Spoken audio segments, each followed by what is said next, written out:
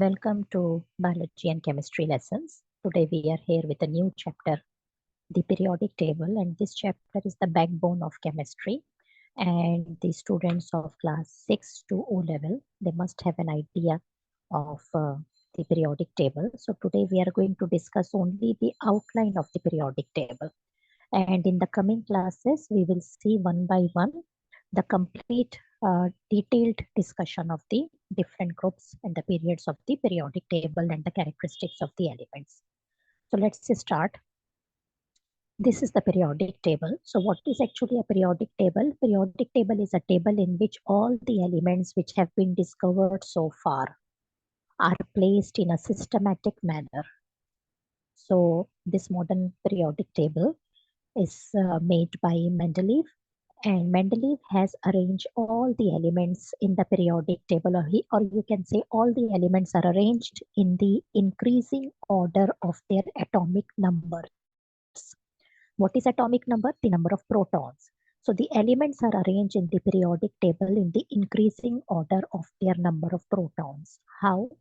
You can see hydrogen, and then right opposite to hydrogen is helium, then lithium, beryllium, boron, carbon, nitrogen, oxygen, fluorine, neon. It means if we move from left to right horizontally, the atomic numbers of the elements will increase serially. Hydrogen's atomic number is 1, helium's atomic number is 2, lithium is 3, beryllium is 4, boron is 5, carbon is 6, and so on. So in this way, when all the elements are put together in the increasing order of their atomic number, we have got this table. So in this table, you can see there are small boxes, and each box is the home of an element. And this home is never going to change. For example, this is the position of beryllium, and beryllium's position will never change. This is the position of nickel, and the position of nickel will never change. So what we can see in these small boxes, we can see three things. One is the symbol of an element. Let's say we are talking about sodium. So the symbol of sodium is Na.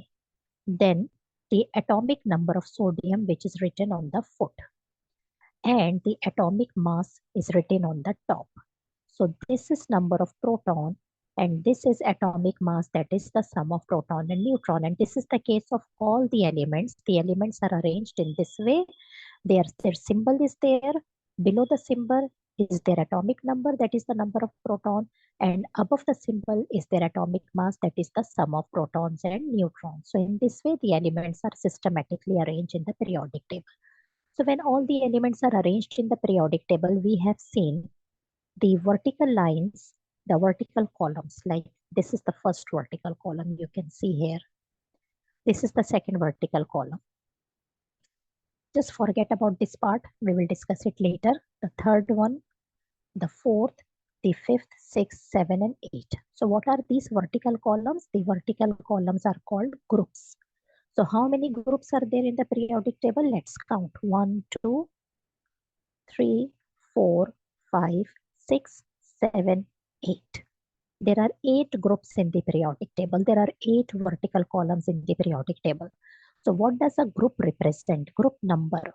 Group number represent the number of electrons in the outermost shell of these elements. So number of electrons. Where? In the outermost shell of each element, of each atom of an element. For example, let's say we are talking about sodium. So sodium's atomic number is 11.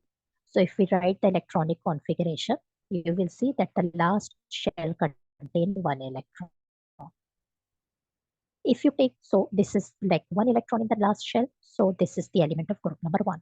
Take the example of magnesium's. Magnesium example, atomic number is 12. So electronic configuration is 282. Since there are 2 electrons in the last shell, so it is the element of group number 2. See the example of aluminium.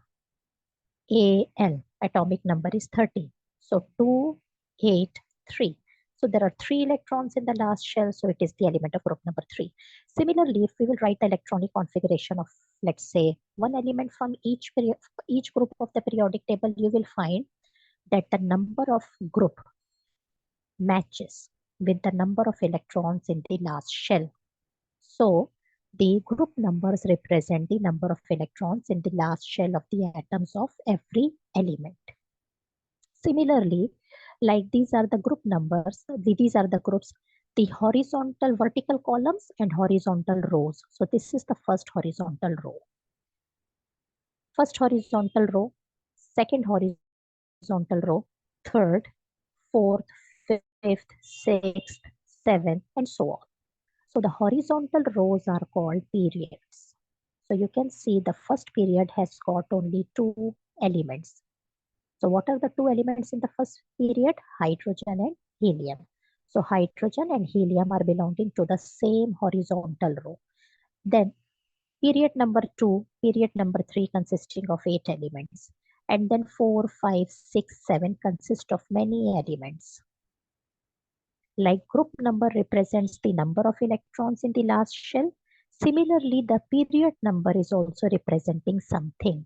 So the period number is representing total number of shells in an element, in the atom of an element. So total number of shells. So we will see the proof right now. For example, let's talk again about this sodium. Sodium's atomic number is 11. So electronic configuration is 2, 8, 1. First shell, 2 electrons. Second shell, 8 electrons. Third shell, 1 electron. So how many shells? 1, 2, 3. So sodium has 3 shells. It means sodium is belonging to period number 3. Sodium has only 1 electron in the last shell, so sodium is belonging to group number 1. This is how, if an unknown element, if the picture of an unknown atom is given to you and you are asked to write down to which group and which period does it belong, you can easily say by counting the number of electrons in the last shell and by counting the total number of the shells. For example, let's talk about fluorine. Fluorine atomic number is 9. So fluorine, first shell has always 2 electrons, not more than 2. So 9 minus 2 will be 7. So the second shell will be 7 electrons. 1, 2, 3, 4, 5, 6, 7. To which period and which group does it belong? So how many shells are there total? 1, 2. So it is belonging to period number 2. And how many electrons are there in the last shell? 7. So period number 2 and group number 7. So see, group number 7 and period number 2. So we are talking about fluorine. So group number is the number of electrons in the last shell. Period number is the total number of the shells in the atom.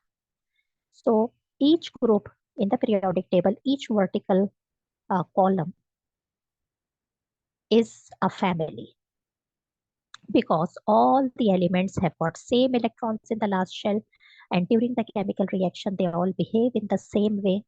So that's why they are one family. Like group number 1 is called alkali metals. So when we will do the properties in details in the coming classes, then we will see why they are called alkali metals. Group number 2 is another family. This is group number 2. So this is called alkaline earth metals. Alkaline earth metals. This middle block of the periodic table, there is no group number written on the top. They are called transition metals. So transition metals. Then group number 3, no particular name is given. 4, 5, 6, 7. Yes, a particular name is given to group number 7 and they are called halogens. Group number 8, noble gases. So why these names are given to them, we will see in the coming classes when we will discuss the properties of each and every element. So you can see in the periodic table, group 1, all are metals. Group number 2, all are metals. The middle block, all are metals. And this part consisting of non-metals. So it means there are far more metals in the periodic table than the non-metals. So usually there is a zigzag line over here like this. Let me show you with a different color pen. where is this zigzag line? So what does this zigzag line does? This zigzag line is actually dividing metals and non-metals. How this zigzag line is drawn? It is something like this. This is the zigzag line. So the other side of the zigzag line, they are non-metals, and this side of the zigzag line, they are metals, and these elements which are on the borderline in between metals and non-metals, the one which I have circled, they are called metalloids.